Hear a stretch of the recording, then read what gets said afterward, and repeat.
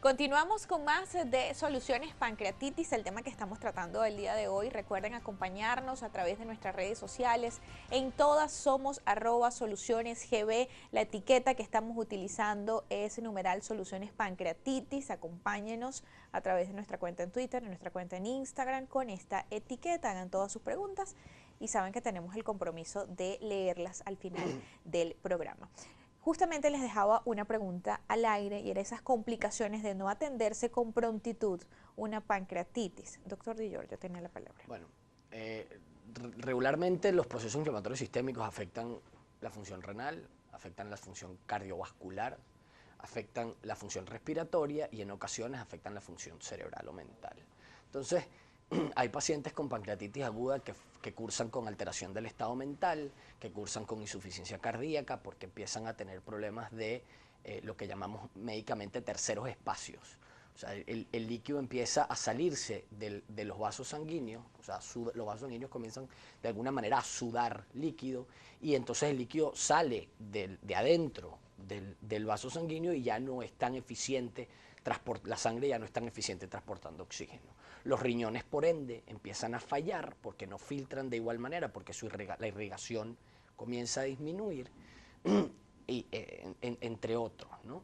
Entonces, esas cosas o esos elementos, más que la inflamación propia del páncreas, también puede haber falla hepática, por ejemplo, son las que llevan a las que pueden llevar a un mal desenlace con incluso el fallecimiento del paciente que tiene una pancreatitis aguda. ¿Y el índice de mortalidad de esta enfermedad en Venezuela cuál es? Hay pocas estadísticas. Hay pocas estadísticas o publicaciones con estadísticas reales y va a depender también de la severidad de la pancreatitis. Como te dije anteriormente, afortunadamente la pancreatitis del 80% es leve, pero en casos de pancreatitis grave, la mortalidad puede llegar incluso entre un 20 y un 35%. Incluso anteriormente en la literatura se hablaba de la pancreatitis necrohemorrágica que era 100% letal.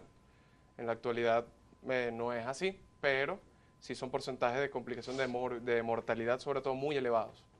La vida del venezolano contribuye a la pancreatitis. ¿Qué factores son esos? ¿Cuáles son esos factores de riesgo del venezolano? Mira, los factores de riesgo en líneas generales son los del venezolano son más o menos los mismos que del resto. Aunque a veces no lo creamos, la ingesta alcohólica es un factor de riesgo. El tabaquismo es un factor de riesgo per se para tener pancreatitis aguda, pero el factor de riesgo más importante con mucha diferencia para tener una pancreatitis aguda es el hecho de tener piedras en la vesícula, litiasis vesicular. Eso es con muchísima diferencia. Los periodos prolongados de ayuno en pacientes que tienen litiasis vesicular también son un factor de riesgo independiente. Los pacientes pasan mucho tiempo sin comer y luego comen, las comidas copiosas ricas en grasa, las dietas con comidas copiosas ricas en grasa son un factor de riesgo independiente. Pero como estábamos discutiendo un poco antes, la obesidad, por ejemplo, es un riesgo muy importante y no solamente da riesgo para tener litiasis vesicular, es un factor de riesgo para tener una pancreatitis aguda severa. Los pacientes obesos, las pancreatitis que se presentan en pacientes obesos son más severas que las que se presentan en pacientes que no lo son, porque la grasa peripancreática, la grasa que está alrededor del páncreas, se inflama con mucha facilidad y desencadena de manera muy importante las cascadas inflamatorias. Entonces, eso son factores de riesgo para tener no solamente una pancreatitis, sino una pancreatitis aguda grave. ¿Qué tan común el tema de las piedras en vesícula en Venezuela, que habla siempre de una de las principales causas para la pancreatitis? Si quieres. Fíjate, primero concretando el punto que lo dijo muy bien, parece dentro de todos esos factores, el tabaquismo, la incidencia del TC vesicular, la ingesta de alcohol, la toma de algunos medicamentos prolongada, pueden ser las causas, los factores de riesgo para producir algunas infecciones virales, pero muy importante recalcar, lo que mi compañero recalcó, la obesidad. No solo por que empeora el pronóstico en los pacientes con pancreatitis severa, sino porque, como le dije, aumenta el riesgo de producción de litiasis vesicular, por aumento de la producción en la síntesis de colesterol y por ende en el aumento de la excreción de colesterol. Y sabemos que, por lo menos en sociedad occidental, la mayoría de los cálculos están conformados por colesterol de la litiasis vesicular. En cuanto a la incidencia de litiasis vesicular, depende de la literatura y depende de la región. Okay. En Venezuela debe rondar alrededor de un poco menos de 20%, de la cual 60% o más es asintomática también, que se encuentra como un hallazgo incidental en realización de un ecosonograma abdominal.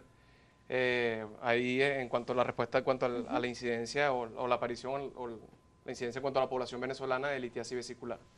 Hablaban también de la toma de medicamentos prolongada. ¿Qué tipo de medicamentos podrían? Muchos, antiinflamatorios no esteroideos, azathioprina, algunos medicamentos que son bastante específicos de determinadas patologías. Otro tema muy, muy importante como factor de riesgo para tener pancreatitis es la dislipidemia, la hipercolesterolemia.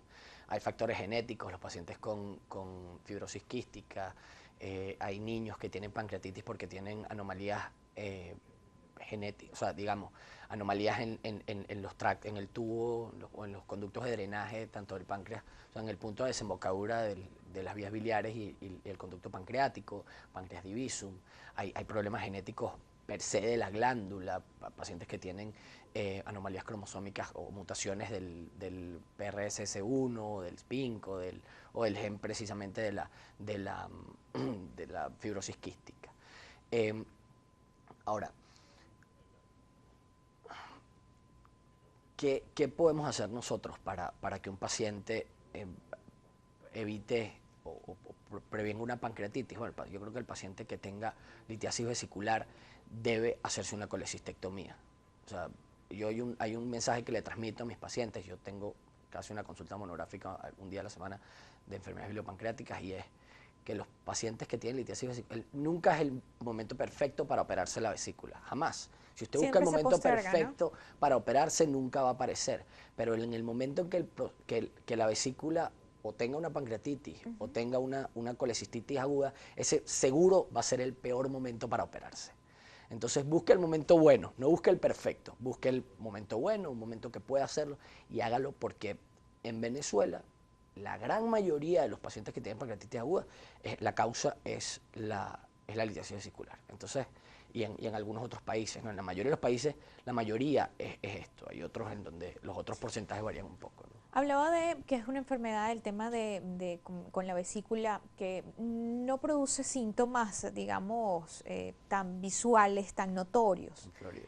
Pero, ¿cómo se detecta? ¿Cómo una persona que llega a tener alguna de esta causa principal para una pancreatitis, pues acude a un médico? ¿Cuáles son esas primeras señales que pueden dar y pues hacen que vayan al médico para que se le detecte lo que realmente tiene? En cuanto a la sintomatología tanto de la pancreatitis como de la litiasis vesicular, sobre todo la colecistitis, que es lo que estaba expresando mi compañero, evidentemente no es el mejor momento para la cirugía. La mayoría de los pacientes nos llegan a la emergencia. Como te mencioné anteriormente, la litiasis vesicular en gran medida es asintomática. Okay. Por tanto, no tenemos una manera de decirle a la población, mira, todos ustedes se tienen que realizar un ecosonograma abdominal a tal edad, por lo menos no para colecistitis aguda, porque hay un porcentaje de solo 2% anual de estos pacientes asintomáticos de litiasis vesicular que desarrollen algún episodio de dolor.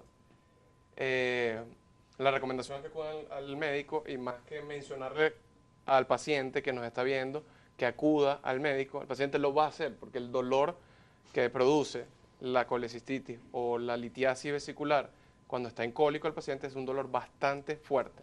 Sí. El paciente, por lo general, cuando tiene este tipo de dolor y el de la pancreatitis aguda, el paciente acude sin que nadie le diga nada a la emergencia, pero lo importante es captar a ese paciente que se diagnostica con litiasis vesicular, que no tiene ningún proceso inflamatorio, que no tiene ninguna complicación de la misma, para que este paciente acuda y planifique una cirugía, una colecistectomía de manera electiva. Porque, como lo mencionamos al principio, es un proceso inflamatorio sistémico.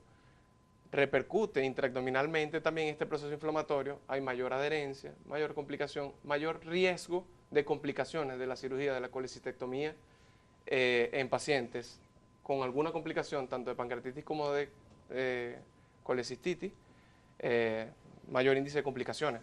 Pero siempre tenemos el pensamiento de que mientras no me esté molestando, entonces sí, dejémoslo pasar, hay pacientes, ¿no?, que les da dolor.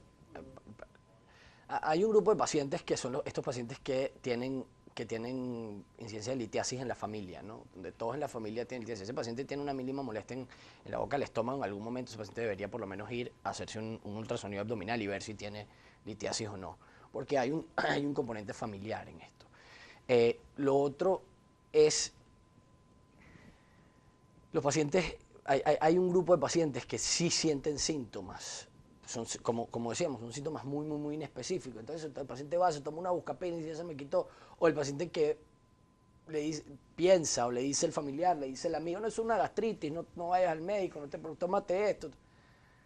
Por favor, vayan al médico y eviten un problema futuro. Como les digo, el momento perfecto no existe. Claro. El mejor momento es hacerlo de manera electiva, sin adherencias, con una tasa mínima de complicaciones, por vía laparoscópica, sin tener que correr y con una recuperación muchísimo más rápida, muchísimo menos tórpida o menos tortuosa. Entonces, las cosas se pueden hacer bien o se pueden hacer muy bien. Yo creo que vamos a hacerlas lo mejor posible. Y para eso necesitamos los médicos, necesitamos la colaboración del paciente. Y con este mensaje nos vamos a otra pausa acá en Soluciones.